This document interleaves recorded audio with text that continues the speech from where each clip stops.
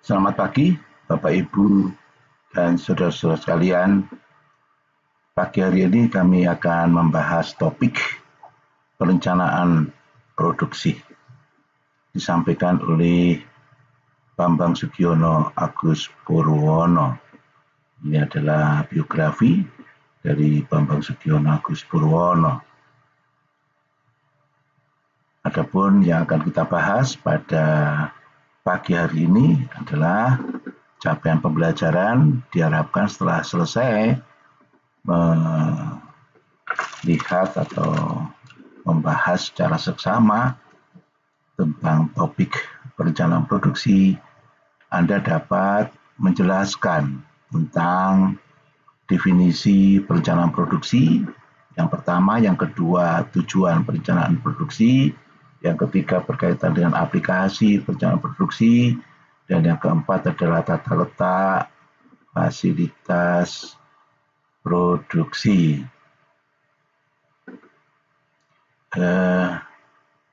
Ilustrasi kalau kita mengamati perguruan tinggi khususnya di jurusan teknik mesin, maka tata letak daripada mesin dan peralatan itu dibuat berdasarkan proses. Jadi mengelompok dengan mesin sejenis, misalkan mesin bubut di satu lokasi tertentu, kemudian mesin freeze lokasi juga tertentu, mesin bor juga di lokasi tertentu, mesin scrap juga diletakkan di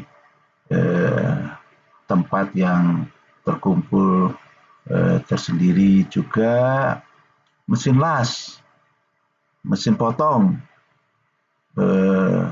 mesin roll, plat maksudnya, juga diletakkan di lokasi atau tempat tertentu. Beda lagi kalau bengkel-bengkel pesanan, misalkan bengkel untuk membuat pagar rumah, itu mereka juga meletakkan mesin dan peralatan bisa sama seperti di perguruan tinggi, di jurusan teknik mesin, di laboratorium teknologi mekanis, bisa juga berbeda tergantung luas lahan yang dimiliki. Yang lain lagi adalah kalau kita lihat perakitan atau industri alat-alat berat seperti kapal laut, agak berbeda layoutnya, yaitu kapal laut yang akan dibuat itu diletakkan di satu tempat tertentu, kemudian mesin dan peralatan dan orang datang ke tempat tersebut.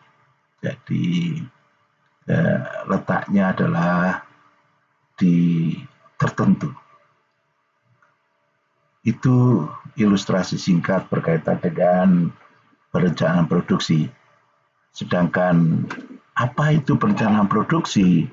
Mencakup berbagai konsep dan pendekatan untuk merencanakan dan mengelola proses produksi secara efektif. Sedangkan perencanaan produksi yang baik membantu perusahaan atau organisasi dalam mengelola sumber daya, mengendalikan biaya, menjaga kualitas produk, dan memenuhi harapan konsumen atau pelanggan. Adapun tujuan daripada perencanaan produksi adalah ada 10. Yang pertama adalah optimalisasi terhadap sumber daya, penggunaan sumber daya. Yang kedua berkaitan dengan dekatkan dengan permintaan konsumen atau customer atau pelanggan. Yang ketiga adalah meminimasikan biaya operasional. Yang keempat adalah memberikan jaminan kepada berkaitan dengan kualitas daripada produk. Yang kelima adalah memfasilitasi pencatatan secara efisien. Yang keenam meningkatkan fleksibilitas. Yang ketujuh adalah meningkatkan komunikasi dan koordinasi antar departemen. Yang kedelapan adalah mendukung berkaitan dengan tujuan yang strategis. Yang kesembilan adalah mengelola rantai pasokan. Yang ke-10 adalah manajemen risiko. Yang pertama yaitu berkaitan tentang optimalisasi penggunaan sumber daya. Ada dua hal yang perlu diperhatikan, yaitu efficient use of resource dan maximizing productivity. Yang pertama yaitu memberikan jaminan bahwa bahan baku, tenaga kerja, peralatan yang digunakan secara efektif untuk meminimalisasikan limbah dan mereduksi biaya. Yang kedua, maksimisasi produksi, buat produksi yang sejalan dengan jadwal produksi, di mana dengan sumber daya yang digunakan untuk memperbaiki produktivitas keseluruhan. Yang kedua berkaitan dengan meeting customer demand, yaitu ada dua hal yang perlu diperhatikan, demand fulfillment dan lead times reduction, yaitu rencana produksi untuk mendekatkan pesanan konsumen dan permintaan pasar dengan tepat waktu. Kemudian mereduksi waktu lead time, waktu penyelesaian produksi, mempersingkat waktu antara pesanan dan pengiriman produk yang dipesan untuk meningkatkan kepuasan pelanggan.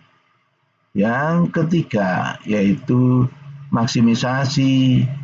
minimisasi biaya operasional. Ada dua hal yang perlu diperhatikan adalah manajemen mengelola persediaan dan biaya produksi.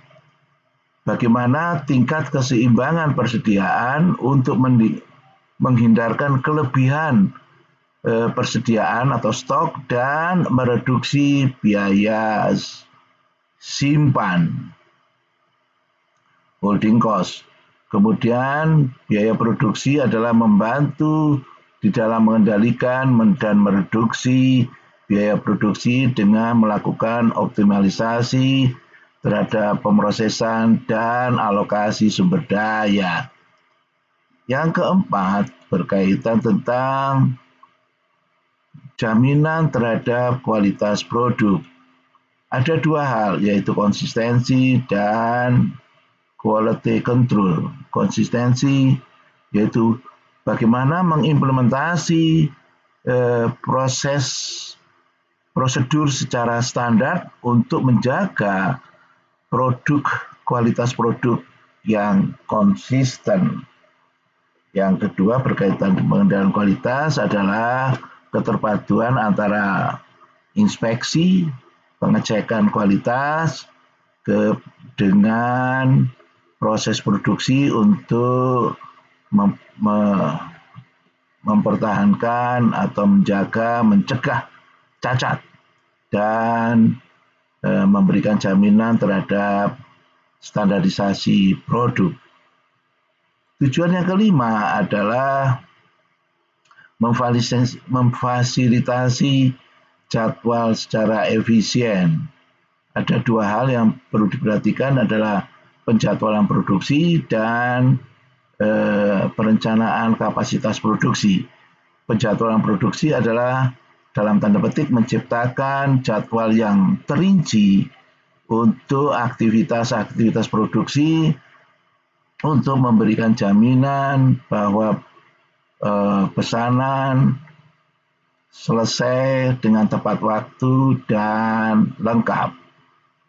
Sedangkan perencanaan kapasitas produksi adalah memberi jaminan bahwa kapasitas produksi adalah sesuai dengan ramalan permintaan dan menyesuaikan dengan jadwal produksi.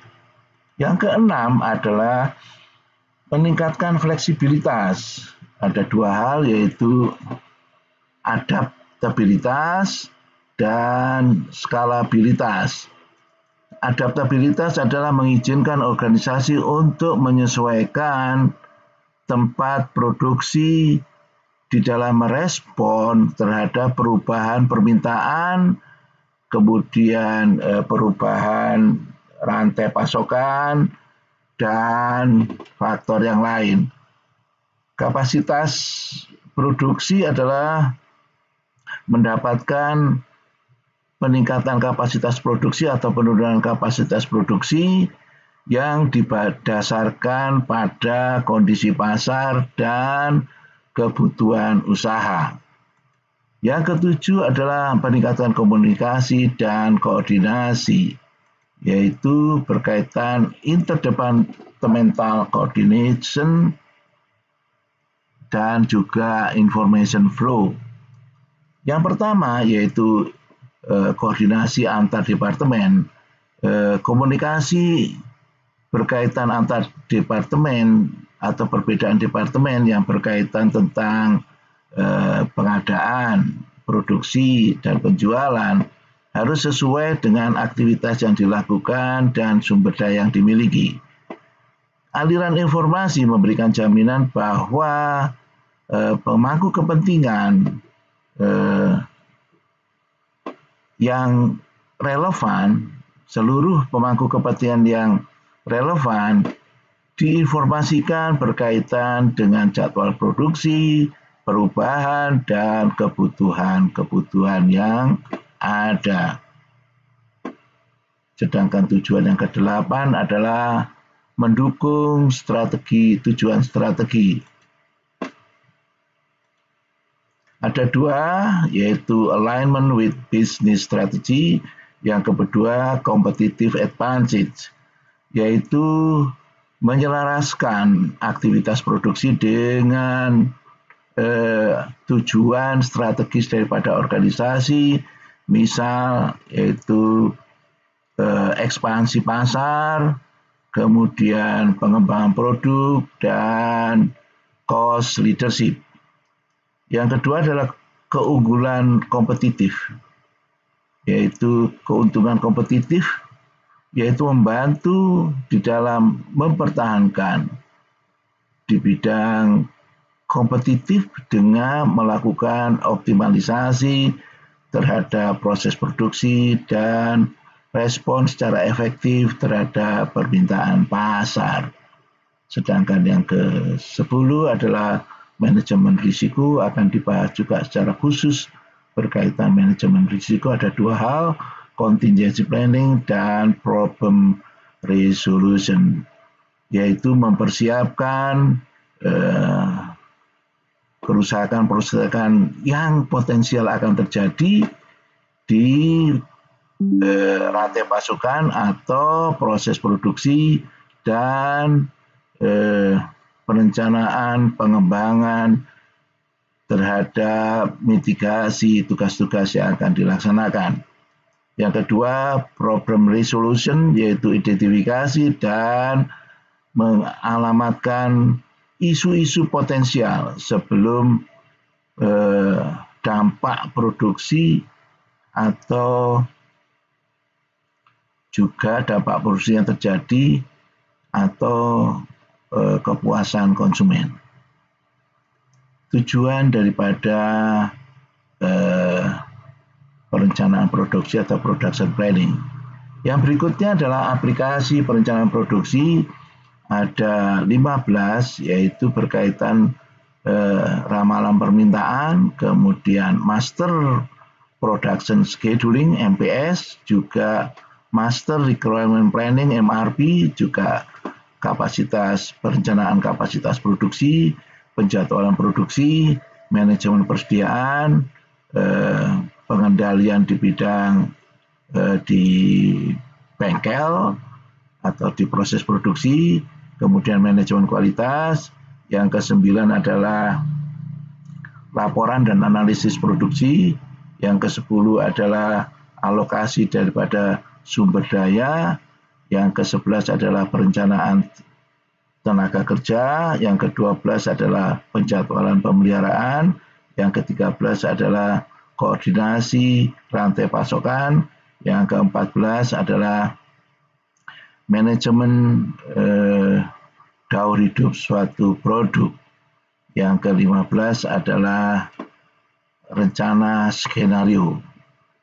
Yang pertama yaitu berkaitan tentang demand forecasting, yaitu merencanakan permintaan produk di masa depan didasarkan pada data historis, juga kecenderungan pasar, dan proyeksi daripada penjualan. Yang kedua berkaitan tentang membantu untuk menentukan jumlah produksi dan tingkat persediaan untuk mengantisipasi permintaan konsumen. Yang kedua berkaitan tentang master production schedule, yaitu pengembangan jadwal yang terinci untuk produk manufaktur yang didasarkan pada ramalan permintaan dan pemanfaatan sumber daya yang ada.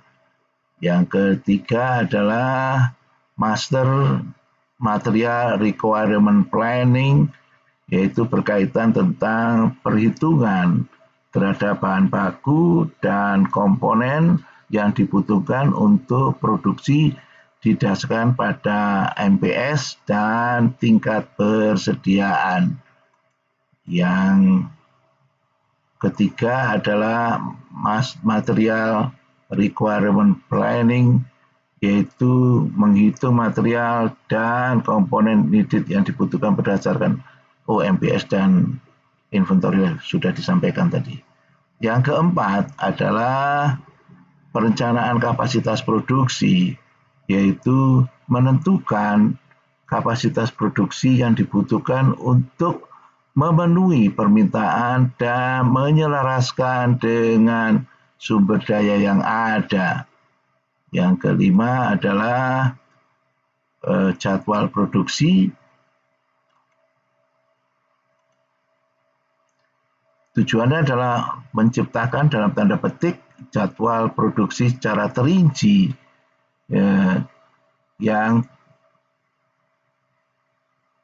berkaitan dengan produk dan yang akan diproduksi.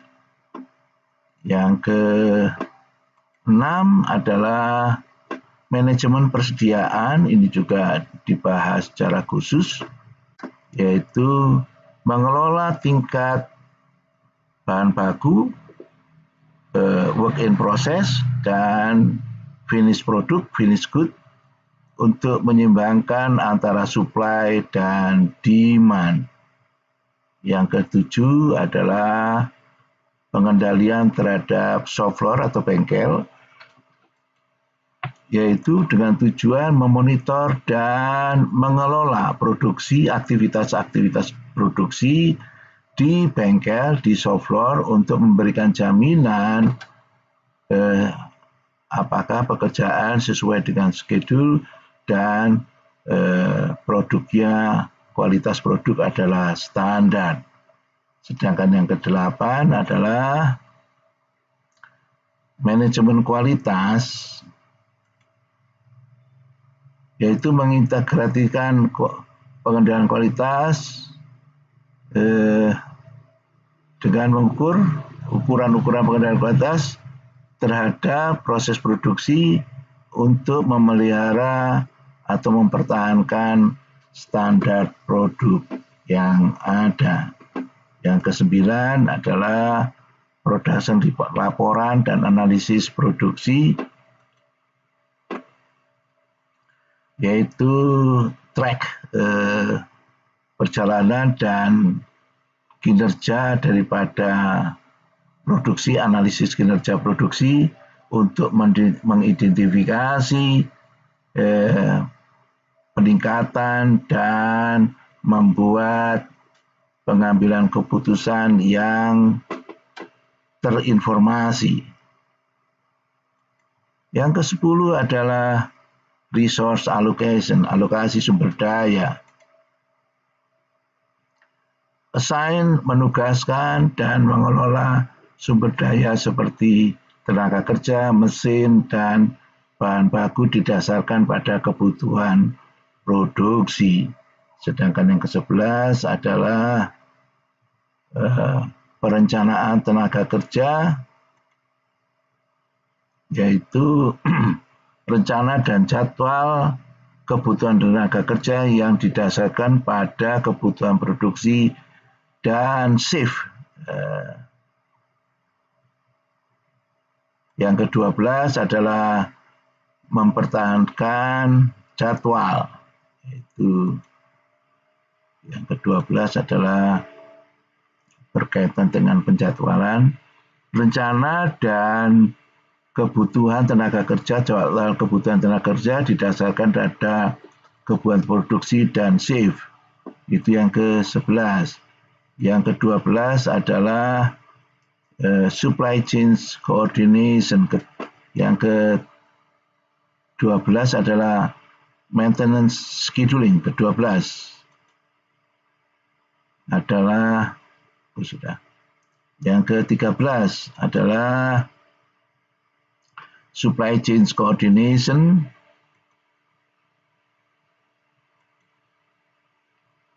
Adalah menyelaraskan rencana produksi dan aktivitas rantai pasokan untuk memberikan jaminan agar aliran berlangsung dengan smooth, aliran bahan baku dan komponen berlangsung secara smooth, secara lancar.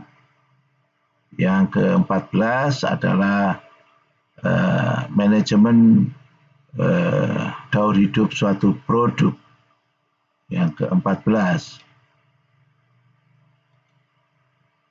yaitu mengelola daur hidup suatu produk tertentu dari introduction, kemudian development, maturity, and decline, juga sampai discontinue.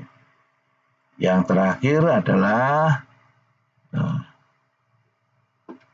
skenario planning, yaitu mempersiapkan kemungkinan variasi kemungkinan di masa akan datang, skenario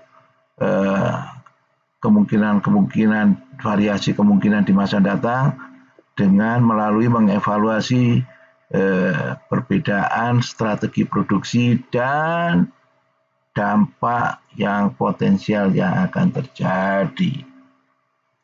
Yang berikutnya adalah keuntungan daripada production planning. Ada 10. Yang pertama adalah meningkatkan efisiensi, yang kedua berkaitan dengan reduksi biaya operasional, yang ketiga adalah meningkatkan kepuasan pelanggan, yang keempat adalah efektif manajemen persediaan yang efektif, yang kelima adalah jaminan kualitas, keenam adalah fleksibilitas dan adaptabilitas, yang ketujuh meningkatkan penjadwalan, yang kedelapan meningkatkan komunikasi dan koordinasi, kesembilan adalah menyelaraskan strategi, yang ke-10 adalah manajemen risiko. Yang pertama yaitu meningkatkan efisiensi, yaitu perencanaan produksi membantu untuk proses berlangsung secara streamline, juga reduksi terhadap delay, terhadap pembatalan, dan optimalisasi terhadap aliran kerja. Yang kedua adalah cost reduction, yaitu lower cost dan reduce waste, yaitu bagaimana membantu manajemen biaya produksi melalui pengendalian terhadap tingkat persediaan dan optimalisasi terhadap alokasi sumber daya. Yang kedua adalah mereduksi limbah, yaitu meminimisasi limbah dari bahan baku dan sumber daya melalui perencanaan yang baik dan manajemen inventory yang baik. Yang ketiga adalah meningkatkan kepuasan pelanggan, yaitu bagaimana timely delivery dan order fulfillment, yaitu pengiriman barang tepat waktu, memberikan jaminan finish product yang diproduksi dan dikirimkan tepat waktu sesuai dengan ekspektasi daripada pelanggan, yaitu melengkapi kelengkapan daripada pesanan, meningkatkan kemampuan untuk melengkapi pesanan secara akurat dan pada jadwal sesuai dengan jadwal, juga meningkatkan kepercayaan pelanggan. Keuntungan yang keempat adalah effective inventory management, yaitu bagaimana menyeimbangkan tingkat persediaan dan mereduksi biaya simpan, yaitu memelihara tingkat persediaan yang tepat guna, appropriate, dan menghindari kelebihan persediaan atau kekurangan persediaan. Juga mereduksi biaya simpan, yaitu biaya simpan yang murah dengan mengelola persediaan secara lebih efisien. Sedangkan keuntungan yang kelima adalah jaminan kualitas. Ada dua, konsistensi kualitas dan early detection of issue, yaitu proses produksi yang standar untuk mempertahankan kualitas produk yang konsisten. Yang kedua adalah mengimplementasi inspeksi kualitas dan pengendalian kualitas untuk mendeteksi dan memperlihatkan cacat lebih awal. Yang ketujuh adalah meningkatkan penjadwalan, jadi yaitu produksi yang tepat waktu dan manajemen kapasitas produksi, melengkapi jadwal produksi yang jelas, optimalisasi pada kapasitas produksi, dan mereduksi lead time, waktu proses. Manajemen kapasitas produksi adalah menyelaraskan kapasitas produksi terhadap ramalan permintaan dan maksimisasi terhadap keluaran. Sedangkan keuntungan yang kedelapan adalah meningkatkan komunikasi dan coordination, yaitu keterpaduan antar departemen, yaitu memfasilitasi komunikasi antara departemen dan menyelaraskan aktivitas dan sumber daya antara procurement, production, dan sales. Yang kedua adalah sharing information, mempertahankan seluruh pemangku kepentingan adalah diinformasikan dengan baik berkaitan dengan jadwal produksi dan kebutuhan. Keuntungan yang kesembilan adalah penyelarasan strategi, yaitu tujuan usaha, menyelaraskan aktivitas-aktivitas produksi dengan strategi organisasi, tujuan strategi organisasi seperti ekspansi pasar dan cost leadership. Yang kedua adalah competitive advantage, yaitu membantu mempertahankan kompetitif melalui optimalisasi terhadap proses produksi dan ketepatan daripada permintaan pasar. Sedangkan keuntungan ke-10 adalah manajemen risiko, yaitu contingency planning dan problem resolution, yaitu mengembangkan rencana untuk berkaitan dengan kerusakan yang potensial yang akan dihadapi pada proses produksi. Sedangkan resolusi problem adalah mengidentifikasi dan mengantisipasi isu-isu yang potensial sebelum produksi, dampak daripada produksi, dampak negatif atau positif daripada produksi. Yang berikutnya adalah kerugian daripada perencanaan produksi. Ada 7, yaitu implementasi pada biaya, kompleksitas dan rigidity, kemudian time consuming, juga dependence on accurate data, juga resistant to change. Yang keenam adalah risk over emphasis. Juga yang ketujuh adalah potensial for bottleneck. Yang pertama yaitu cost of implementation. Mengatur, menyesuaikan sistem perencanaan produksi dan peralatan dapat membutuhkan investasi yang signifikan. Yang kedua adalah ongoing cost, yaitu melibatkan biaya yang akan terjadi berkaitan dengan maintenance, pelatihan, dan pembaruan. Yang kerugian yang kedua adalah kompleksitas dan rigidity, yaitu proses produksi. Proses perencanaan produksi dapat rumit dan membutuhkan data yang detail serta koordinasi antar departemen. Yang ke time consuming, yaitu perencanaan waktu dan implementasi keterlambatan, mengembangkan dan memelihara perencanaan produksi yang dapat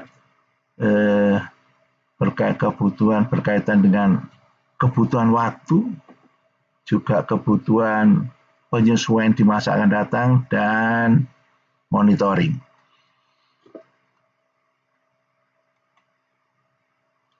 Yang keempat adalah dependence on accurate data, yaitu effective production planning mengharapkan data yang akurat dan up to date. Data yang tidak bagus adalah dapat menyebabkan perencanaan dan keputusan yang tidak efektif. Yang kelima, kerugian resistant of change, yaitu karyawan dapat resist, yaitu sangat bertahan, tidak ingin melakukan perubahan untuk menetapkan proses dan aliran pekerjaan, juga dampak daripada moral dan productivity. Kebutuhan untuk pelatihan, apabila ada satu new sistem yang baru dan proses yang baru, maka dibutuhkan pelatihan yang ekstensif. Yang keenam adalah risk of overemphasis, yaitu kelebihan eksesif fokus, kelebihan fokus fokus yang berlebihan pada perencanaan kadangkala menghantarkan kepada aspek-aspek penting yang tidak diinginkan dari operasi seperti inovasi dan fleksibilitas. Yang terakhir, kelebihan terakhir adalah potensial for bottleneck, terjadinya penumpukan. Di sini perencanaan yang dirancang secara kurang baik dapat membawakan kebuntuan, mengumpul di satu proses di produksi dan menyebabkan keterlambatan dan ketidakefektifan. Tata letak fasilitas produksi ada 4, yaitu product layout, process layout, fixed position layout, dan group teknologi layout.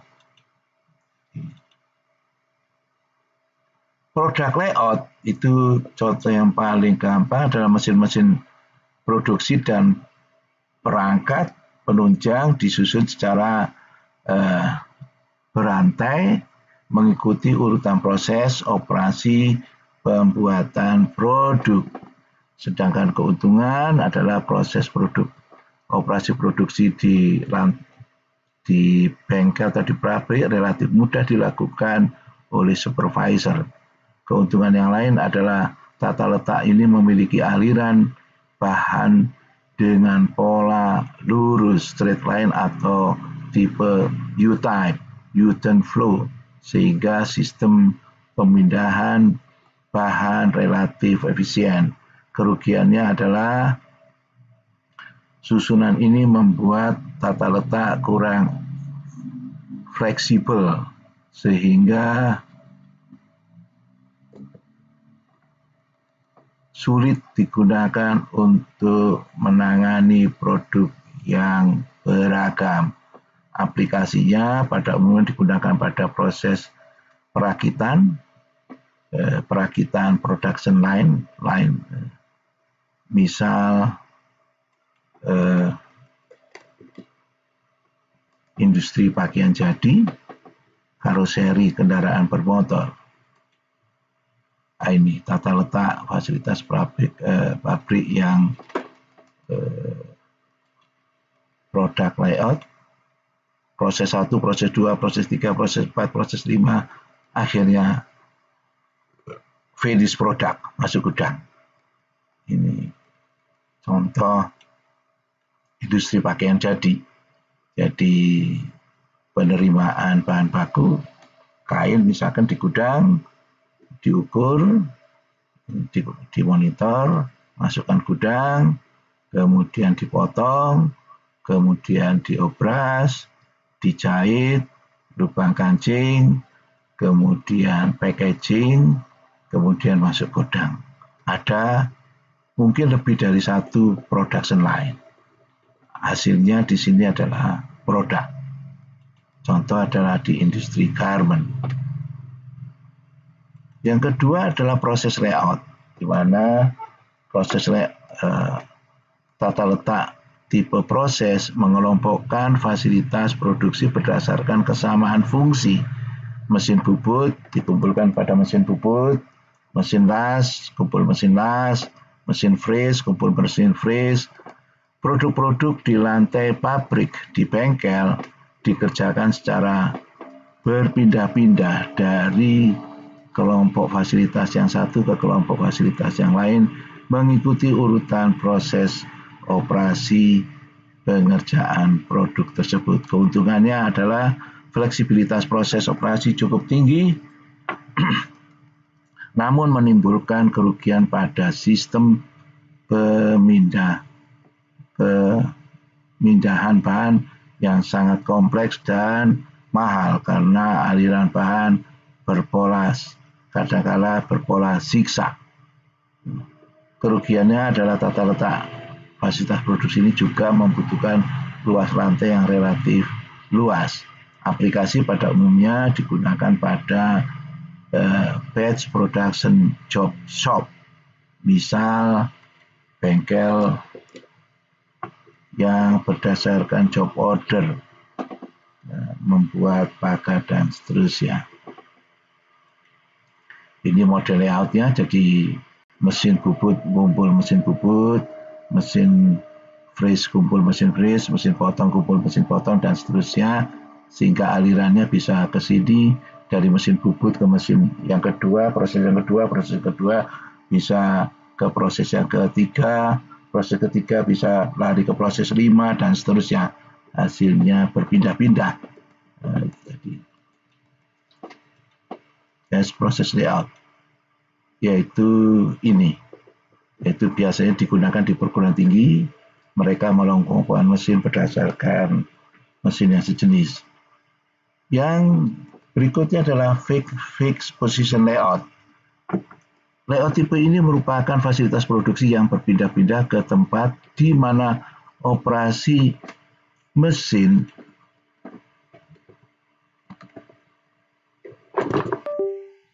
tersebut dibutuhkan. Layout tipe ini digunakan pada pembuatan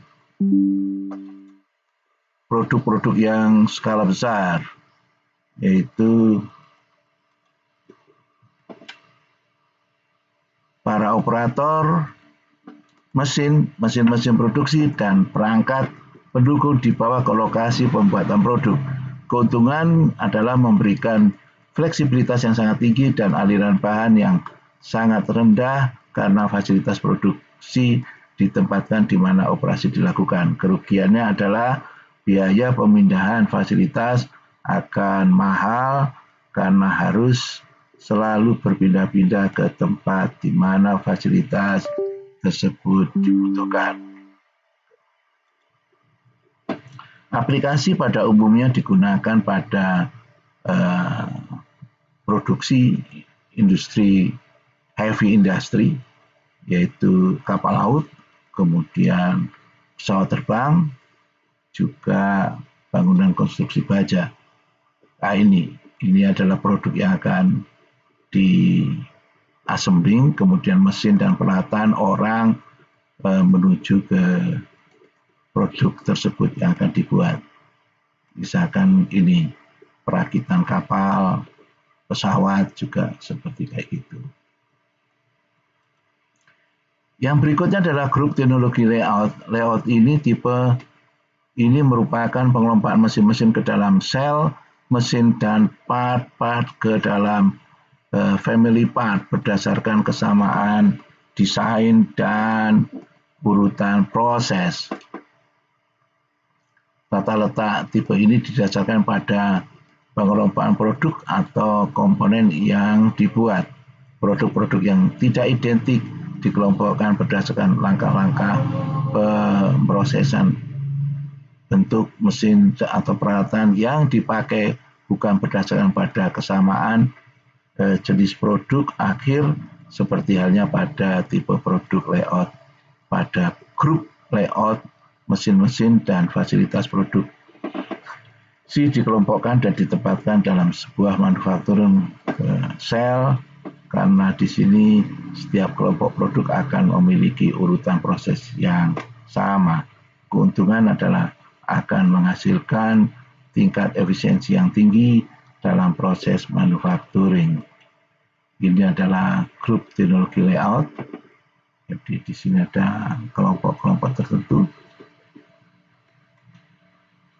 Ringkasan telah kita bahas berkaitan tentang perencanaan produksi, definisi, tujuan, aplikasi, dan tata letak fasilitas produksi. Soal-soal yang dapat dikerjakan adalah buat sesuai kehidupan sehari-hari berkaitan dengan perencanaan produksi, definisi, tujuan, aplikasi, dan tata letak fasilitas.